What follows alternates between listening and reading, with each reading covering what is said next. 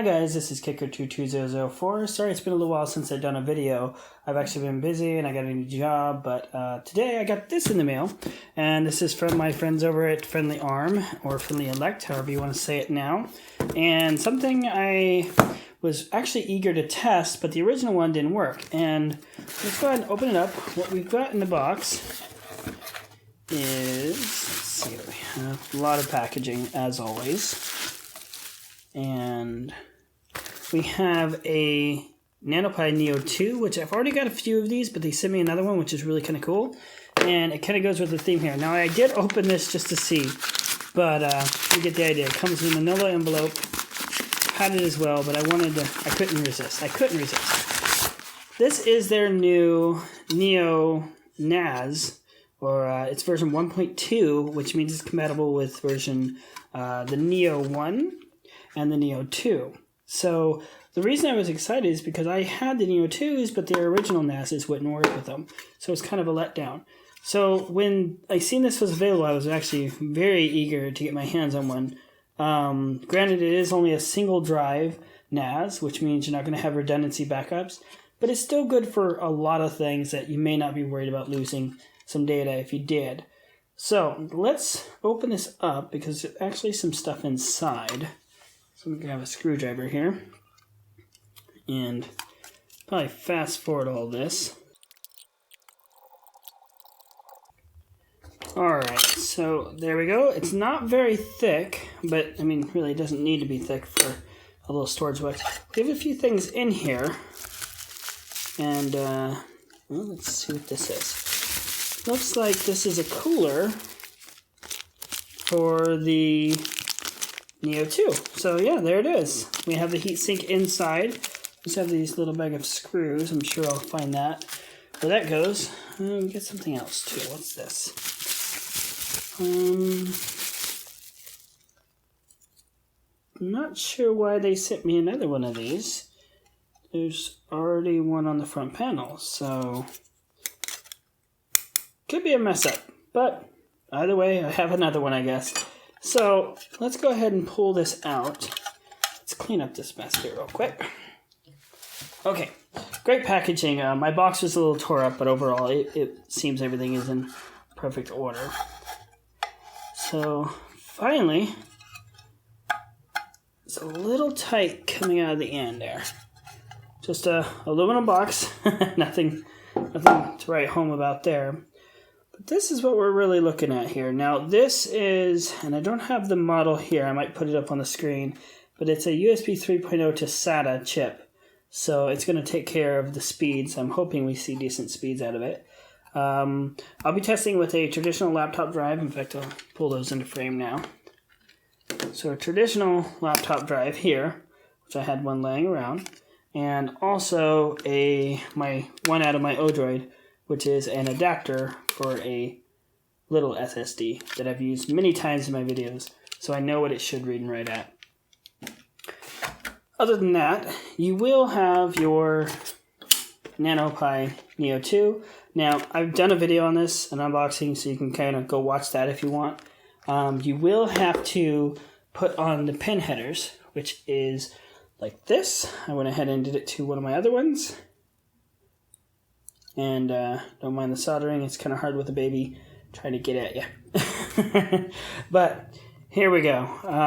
It's pretty simple. You got to put your heatsink on this thing first, and then you're just going to clamp it down onto your board.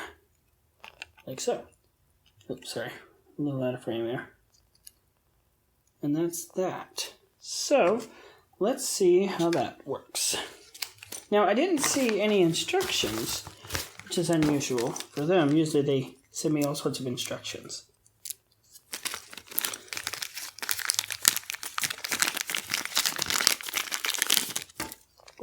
And they did send me the little heat pad, which if you watched my video for the Neo 2, you would see that I had issues receiving those. So I have a feeling that I'm using these little guys. Or they're for the front door, actually. Yeah, they're for the door with an extra. So I'm assuming that they are just putting the heatsink on here and then screwing it and locking it down with those longer screws and a nut. Is there a nut in there? That's exactly what they're doing. So I think we're going to do that. I'll probably do this off camera and make it a little bit faster. Alright, so this is what we got when we're all said and done. You have your little heat pad inside this. And I have to say, oops, sorry, seems there's a bus going by. The little nuts actually catch the plastic just right that it holds it. So when you tighten it all up, it works really well together. So with that said, line up your pins and hopefully, if all goes well, have a nice easy connection.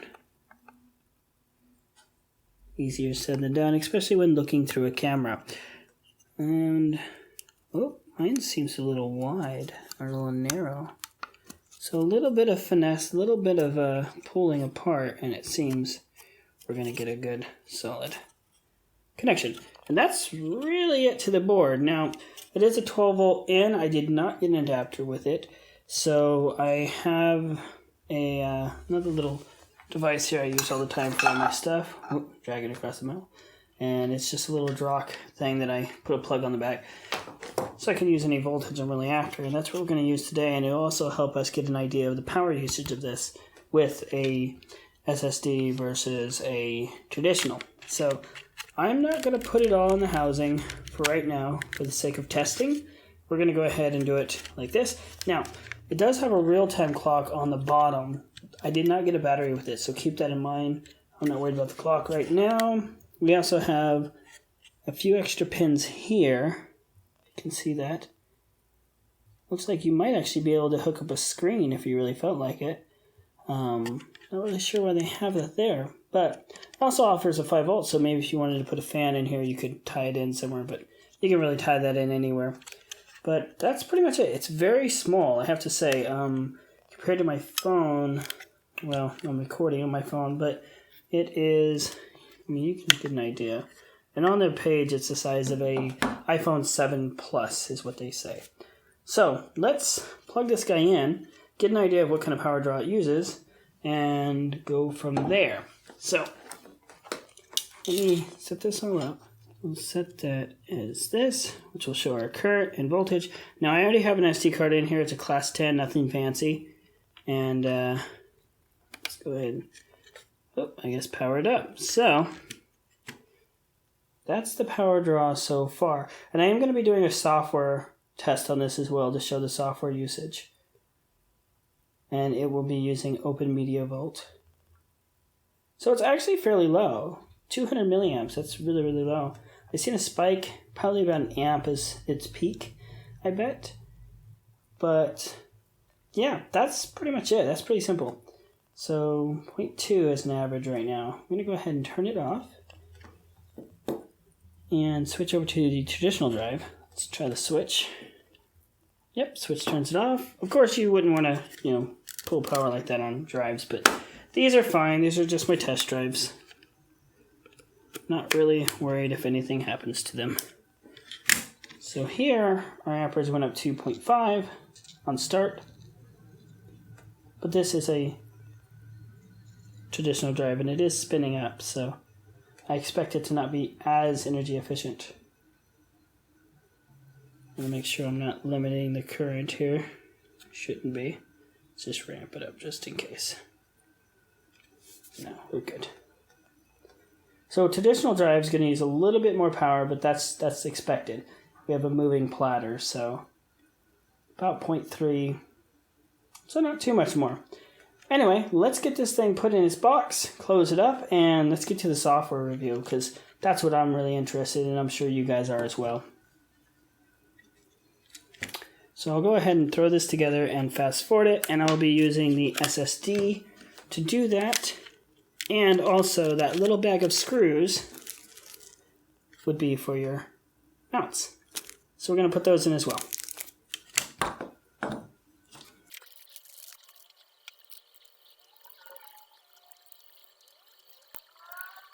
I'm not sure if you guys noticed, but there's perforations on here as well, so it looks like it's to help relieve some of the heat on the drives. So that's that.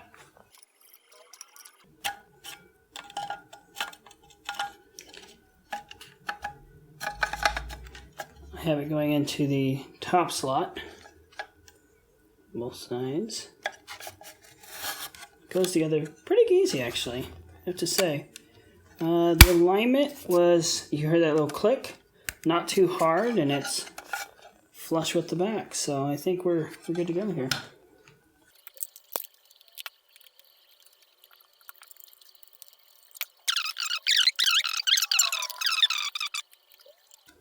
Alright, that is that. It's nice, compact. It's really nice. I'm gonna test out the heats, I think. I'm a little worried about that because there are no fans, but we're only dealing with a laptop drive. I think this is going to be more than adequate. So let's move to the software version now. Alright guys, let's do the software review of this Untitled from Neo2Nas. And this is what you get for $12.99. Right now it's on sale. You're going to get just the box as I showed you with the unboxing. It's pretty basic. It doesn't come with the battery, even though it shows it, or at least mine didn't come with the battery. If you get this, let me know if it does. Actually, I'm kind of curious. You would want to select a 12-volt adapter if you don't have one. And if you're no good at soldering, then you can go ahead and order it soldered as well, which I think is kind of nice.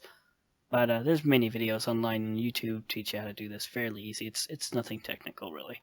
And what you are looking at is the JM-S567 chip, which is your USB to SATA main chip, basically. There's not much to it. I'll leave a link to this down below so you can go through and kind of see exactly what it is, what size it is, and how fast it should read and write. I have the Nano Pi 2, or Neo 2, so it should read right around 35 or so, and that's right about where it is. In fact, I took the SSD out because a normal drive can hit those speeds easily, so that's pretty much it. So if you want to see more about this, go here and take a look, but we're going to take a look at the Open Media Vault software. Now, you have to get your IP address for the device. I already know mine. And let's load it on up. And to make this faster, I went ahead and created a file system already. So I have a work folder and a local storage, and I've been playing with the device as well, playing with Plex as well, just for kicks. I don't recommend it for a Plex machine, but I always like to just try it out. So we're dealing with a 500 gigabyte drive. You can look up on YouTube Open Media Vault all day long and find so much information on what you can use this for. But what we're really here for, most of us, are what kind of read-write speeds are we actually going to see in real life. And the simplest way to do that is, well, just show a drag and drop. So I'm going to go ahead and drop over a 507 meg file. And our average is going to be right around 30 to 35 megs. And that's kind of what we're looking at. So nothing too crazy. And if you're going to use this for like an office stuff, which is what I'm planning to do, I'm not looking for a redundancy type backup. This is perfect for me. I don't need the 100 megs that my Odroid does give me with its USB 3.0 to SATA. But simple documents all day long, no problem. So that's pretty much that. Let's go ahead and bring up that work folder again. Let me show you the transfer rate coming to a normal machine. And now my computer does have an SSD, so there's no limitations here other than the Neo 2. So you're looking at about 40 megs. And if you want to see it a little more detailed, you can bring this over. And this is running on the Neo 2 right now. And this is Slurm. So you can kind of see its peak transfer rate's been about 60 and about 60 both ways. So workload, when it's doing that, will be right here. Let's go ahead and do that again, just for kicks. And I'll put this off to the side just so it doesn't get covered up. Workload's pretty much non-existent. That's about it. Now, I do have to say that the NAS box actually has a green LED that flashes red when it's active, so like a hard drive kind of active light. But it's green all the time, red when it's active. And the hard drive does go to sleep, so when it's at rest, it's running around 12 volts, 0.2 amp, so that's fairly low. When it's running, like right now, in fact, I'll get a readout right now, and I'll probably put a picture somewhere on the screen. When it's copying data over, I'm hitting a high of 0.45 to 0.47. So, and that's amps. That's not a lot of power draw, really, when you get down to it. So this thing's going to be really, really energy efficient for basic office use, stuff like that.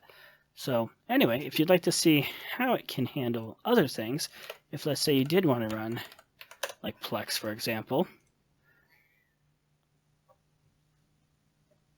Alright, so this is Plex, Big Buck Bunny, so I can show you so there's no real copyright problems. And I'm going to go ahead and put this a little bit smaller up on the screen so we can see this as well. So this is 1080p at H.264, and you can, instead of having to worry about transcoding, if you did want to transcode it for a different device, you can definitely go in here and go to Optimize and have it optimized for something else. I've already done this, so now you can see Play Version. I can select something that I've already done, which is Optimize, and then it will play without having to transcode on the device. And as you can see, the loads are pretty much non-existent. So I know this really isn't about Plex, but a lot of people use Open Media Vault for Plex. That's why I'm showing this. If you're not going to transcode, you'll be perfectly fine. But if you are, then you definitely need to get your movies optimized so it doesn't have to transcode as hard. And I have actually done 2 videos from the device, just from my computer and my phone, and it worked really, really well. So other than that, Open Media Vault works as expected. I have had some lockups where I've had to reset it and I've had to reload it, and that's kind of been a bummer. In fact, let's go ahead and do a reload. Oh yeah, that is one of the things. If I come up here and I go to reboot, this usually locks up the device. So I'm going to go ahead and do this, and I'll probably do it in real time here, just so you guys can have an idea of exactly how long it takes. So I don't know if I had a bad SD card or what, but I was having issues with it not wanting to load back up. So I did use a different card for this test. Let's see if it works this time. And if not, I might change my Neo2 because I have 3 of them. And I know one of them gave me some weird bugs every now and again. I just don't know which one it was. So I kind of just picked one, soldered on the headers, and went to town with it here. So right now, the board is at 12.2 volts, 0.200 amps, and I don't see any activity actually happening on this board. Let me look at it a little closer here. Yeah, so this is where I ended up with problems.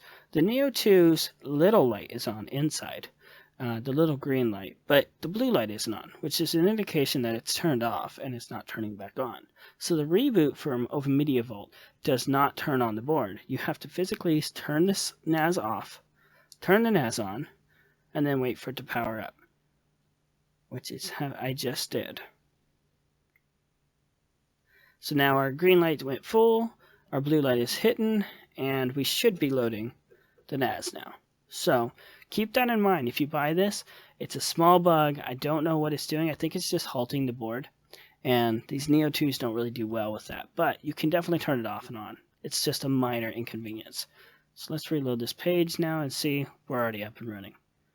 So that kind of gives you an idea of little problems that I've found. But overall, I actually like it. I think it works really, really well. If we go to our dashboard, well, actually I'm on my dashboard, you can see that the load works. I'm not doing much other than just, Windows 7 transfer with Samba and people coming on and offline. But that's it, guys. I don't have much more to say about it. I'm really actually happy with this NAS. I'm going to be using it as an office NAS just to keep files that we already have a backup with, so I don't need to worry about a redundancy backup. So if you guys have any questions or you want me to test it in any way, shape, or form, definitely let me know. And if you do try to run Plex on this, keep in mind you can't actually use the Plex that's built in because this is not for ARM64. So you need to go ahead and get one made for ARM64, and I'll probably put a link down to that here in a second. Let me see if I can grab the link really fast. Basically, you can go here and follow the steps to getting it in.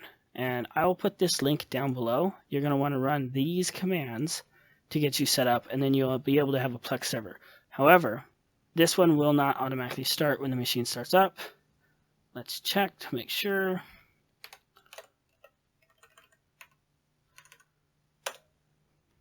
Leave.